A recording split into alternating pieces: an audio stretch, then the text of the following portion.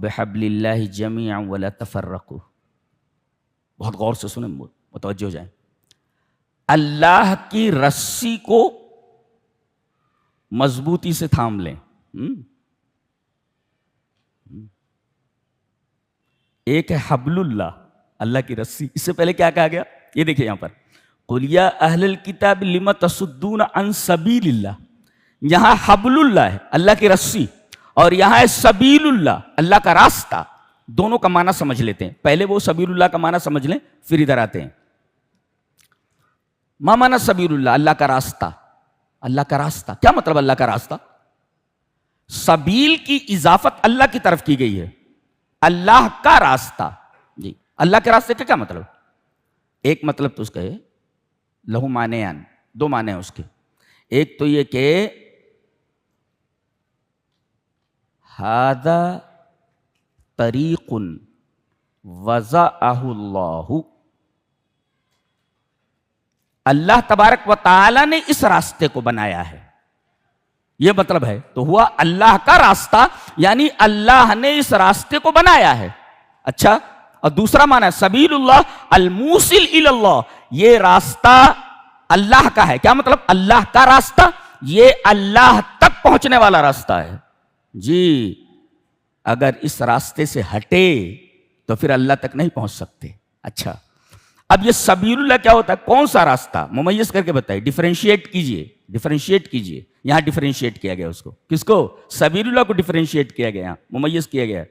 کہا گیا وَاعْتَصِمُوا بِحَبْلِ اللَّهِ، اللہ کی رسی کو مضبوطی سے تھامو.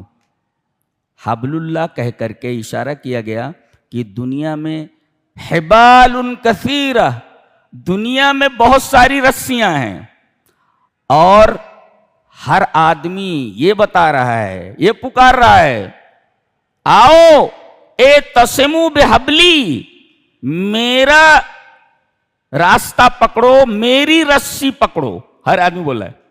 کوئی کہتا ہے کہ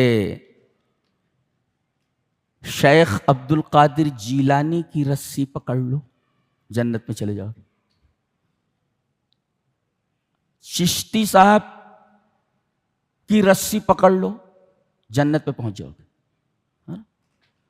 فلاں شخصیت ہے بہت بڑی، اس کی رسی پکڑ لو، جنت پہ پہنچ جاؤ گے. فلاں بزرگ ہے، ان کی رسی پکڑ لو، جنت پہ پہنچ جاؤ گے. فلاں صاحب قبر ہے، اس کی رسی پکڑ لو، جنت پہ پہنچ جاؤ گے.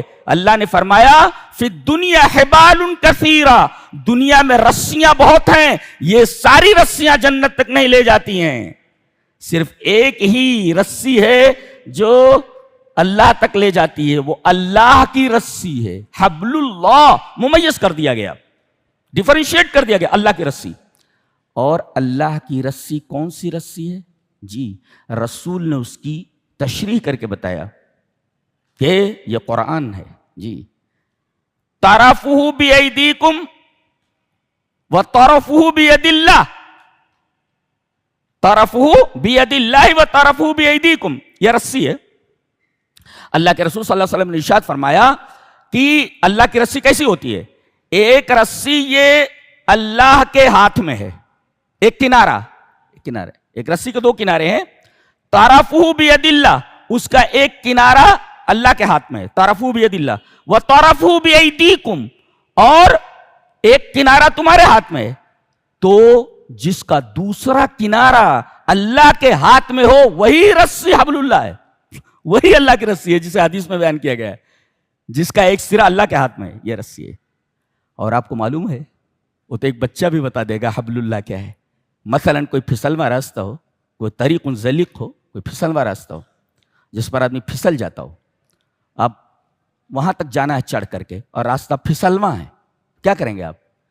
کنارے جو ہے ایک رسی باندھ دیں، اور رسی کو جہاں آپ کو پہنچنا ہے وہاں کسی چیز سے باندھ دیں، اور پھر اس رسی کو جو آپ کی طرف ہے اس کے سرے کو پکڑ لیں، اور پکڑتے پکڑتے آپ منزل تک پہنچ جائیں. دیکھیے وہ جو جگہ ہے جہاں پر وہ رسی کا سرا بندھا ہوا ہے، ضروری ہے کہ وہ وہاں بندھا رہنا چاہیے، ورنہ آپ گر جائیں گے. اور دوسرے آپ اگر چھوڑ دیں گے تب بھی گر جائیں گے، اگر بندھا ہوا نہ ہو تب بھی گر جائیں گے آپ، اور اگر آپ کے ہاتھ میں نہ ہو تب بھی آپ پھسل جائیں گے۔ ضروری یہ ہے کہ پہلے باندھیں اس کو اور اس کے بعد پھر آپ اس کو مضبوطی سے پکڑیں۔ اچھا، اعتصام کہا گیا، صرف پکڑنا نہیں کہا گیا، اعتصام کا مطلب مضبوطی سے تھامنا، ہلکے پکڑو گے پھسل جاؤ گے۔ تو اعتصام کا مطلب ہے تمسک، مضبوطی سے پکڑنا۔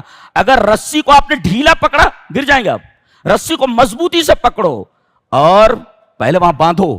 اس کا مطلب یہ ہے کہ وہ سرا اللہ تبارک و تعالیٰ کے ہاتھ میں ہے، اور ایک سرا آپ کے ہاتھ میں ہے۔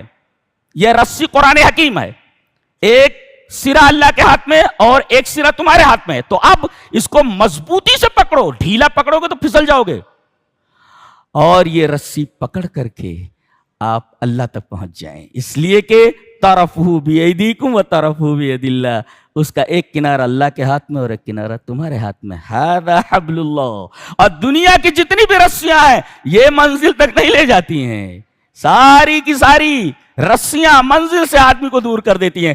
دنیا کے تمام لوگ اپنی اپنی رسیوں کی طرف بلا رہے ہیں، یہ رسیاں اللہ تک نہیں پہنچا سکتی آپ کو، اس لیے کہ قرآن بھی اس کے خلاف ہے اور حدیث بھی اس کے خلاف ہے۔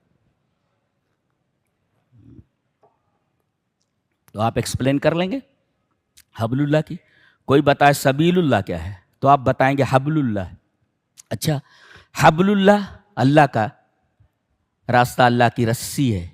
اچھا، یہ رسی کیسی ہے؟ حدیث میں بتایا گیا اس کا ایک کنارہ اللہ کے ہاتھ میں ہے اور ایک کنارہ تمہارے ہاتھ میں ہے، مضبوطی سے پکڑو نہ پھسل جاؤ گے۔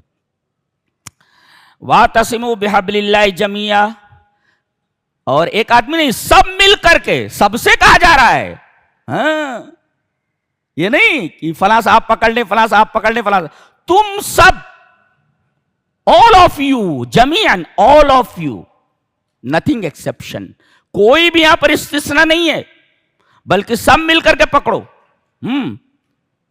اور وَلَا تَفَرَّقُوا، اب دیکھو نکتہ یہ ہے کہ اگر اللہ کی رسی کو سب مل کر مضبوطی سے تھام لیں، نقطۂ اجتماع اور نقطۂ اتحاد، نقطۂ اعتصام اگر ایکول ہو جائے، ایک ہو جائے، تو وَلَا تَفَرَّقُوا، فرقہ بندی ختم ہو جائے گی۔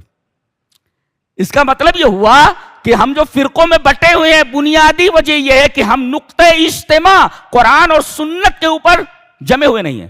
اچھا، سنت کہاں سے لائے آپ؟ یہاں تو رسی کہی جا رہی ہے، دیکھو رسی کیسے ہوتی ہے، رسی کی دو لڑیاں ہوتی ہیں، ایسے ہوتی ہے۔ رسی کیسے بٹی جاتی ہے؟ ایسے ہوتی ہے،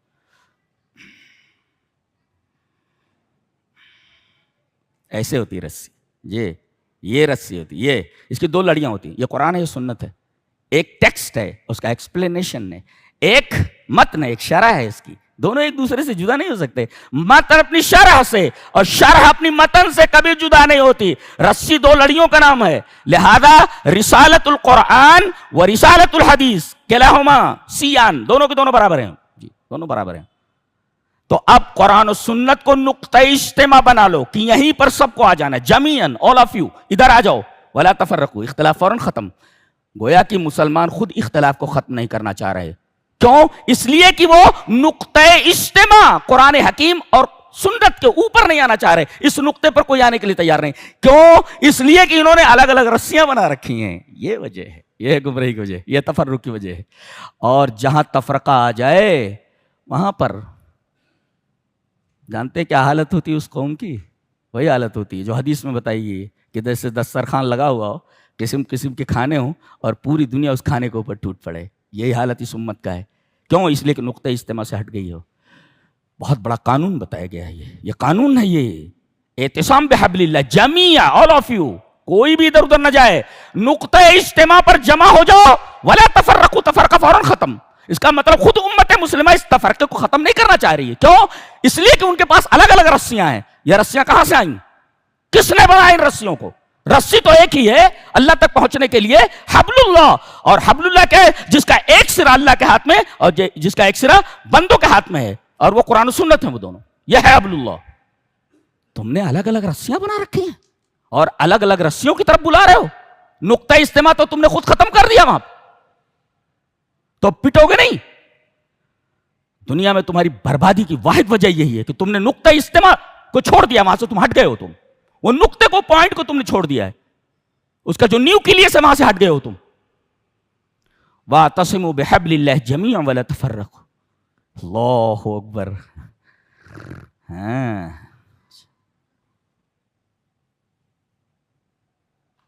اچھا,